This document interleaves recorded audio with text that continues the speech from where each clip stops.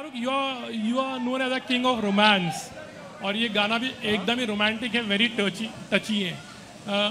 How special was this song for you and what was the experience actually मैं बहुत fortunate हूँ सुहेल. जब भी डायरेक्टर्स और म्यूज़िक डायरेक्टर्स मेरे लिए गाना करते हैं तो उनके दिल में कोई एक आई थिंक कुछ रेपुटेशन सी बस गई है कि मेरे गाने अच्छे हैं, जो ऑब्वियसली मेरी वजह से बिल्कुल नहीं है. So they always work, I won't say harder, I think everybody works very hard, but I think they just have a special place in their heart for songs for me. So I remember ये गाना हमने आखिर में किया, और जब भी इम्तियाज़ ने दादा से बोला तो दादा ने यही बोला, आप फिक्र मत करो, ये गाना तो मैं कर लूँगा. So I think it's just come out of love. As we speak also we are still doing this song for the film. अभी भी चल रहा है इस पे काम. But I think I'm just very fortunate that the music directors, the writers, the director himself, they really look at me with a lot of love when a love song comes. And like I was telling, जो मेरे सामने जो मेरी महबूबा है, जिनसे मैं प्यार करने लगता हूँ फिल्म में, वो इतनी खूबसूरत हैं कि बाकी काम बहुत आसान हो जाता है. Just to express a song like this, so well written and so well choreographed and thought of. Anushka, how is it romancing Shahrukh every time on the screen, or maybe like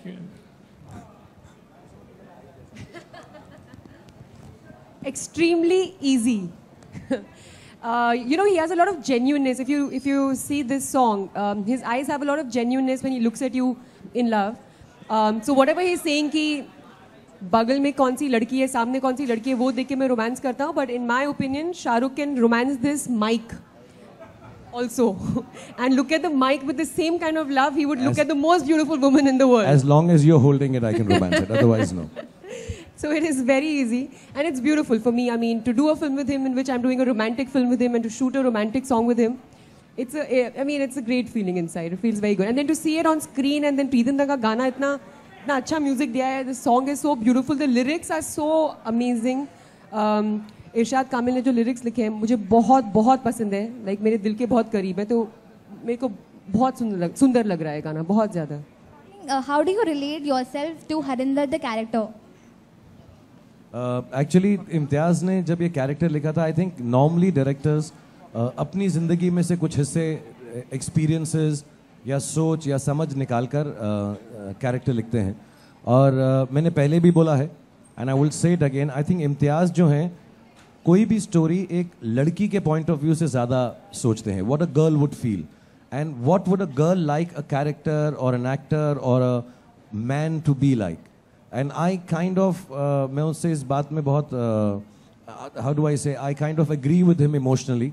so there is a lot of us in different ways, not necessarily the experiences that Imtiaz has had and I have had are similar, but somewhere there's a lot of us in Harry. और बहुत सारी चीज़ें ऐसी हैं जो हम बात करते वक्त समझ भी जाते थे बोलते वक्त कि यार हमारे साथ ऐसा हुआ है ना अलग अलग जगहों पे. So I relate to it a lot. Obviously, you know, when you play a character, the space is different, the setting is different. Maybe we've not been there, but somewhere the feelings are quite familiar to me also, as Shahrukh and as Harinder. सबसे पहले congratulations, गाना बहुत खूबसूरत है और हम सभी को बेहद पसंद आया है. दूसरी बात, जब भी रोमांटिक गाने की बात आती है तो चेहरे की बात होती है, हुस्न की बात होती है, लड़का लड़की की तारीफ़ करता है या फिर लड़की लड़के की तारीफ़ करती है. किसी ने कभी सोचा नहीं था कि हवाएं शब्द से कोई रोमांटिक गाना इस तरह से बन सकता है. तो ये आइडिया किसका था और ये शब्द कैसे ईजाद हुआ या आपकी गाने में कैसे आया? गाने में हवाएं जो शब्द है वो इरशाद कामिल की तरफ से आया है. बिकॉज कुछ ऐसे हालात हैं गाने के आसपास जो इस रोमांस को हवाओं से कंपेयर कर रहे हैं, क्योंकि एग्जैक्टली पता नहीं होता कि हवाएं कहाँ से चल रही हैं और कहाँ को ठहरेंगी. तो इनकी जो रिलेशनशिप के हालात उस वक्त थे वो ऐसे थे, और वो आप जब पिक्चर को आगे देखेंगे तो समझ में आता है कि अच्छा हवाएं किस तरफ बह रही हैं. सो हवाएं का ये है. और मुझे बहुत खुशी है इस बात की कि आपने इस चीज़ को नोटिस किया कि वो एक अलग सा शब्द है जिसको हमने रोमांटिकली यूज़ किया है. मगर वैसे देखा जाए जब हम लोग यहाँ आए थे तो इस वेन्यू में जब हवा चल रही थी तो कितना रोमांटिक फील कर रहे थे. तो होपफुली आप भी उतना ही रोमांटिक फील करेंगे जब फिल्म का ये गाना देखेंगे.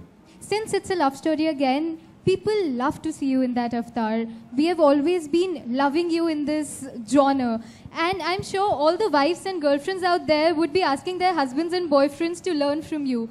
But on the contrary, we have repeatedly heard you saying that you are not so fond of this genre and you really don't like love stories. So do you think somewhere this image of yours pose as a biggest strength and it acts in your favor and things never go wrong मैं with such love controversial stories? बात बोलूं, I love making love, I don't like watching it.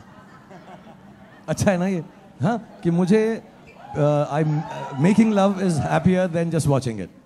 तो मैं देखता नहीं हूँ, मैं करता हूँ. But then do you think it always acts in your favor? It never goes wrong, and probably with Harry Met Sejal too. तो क्या प्रॉब्लम है, करने दो ना मेरे फेवर में.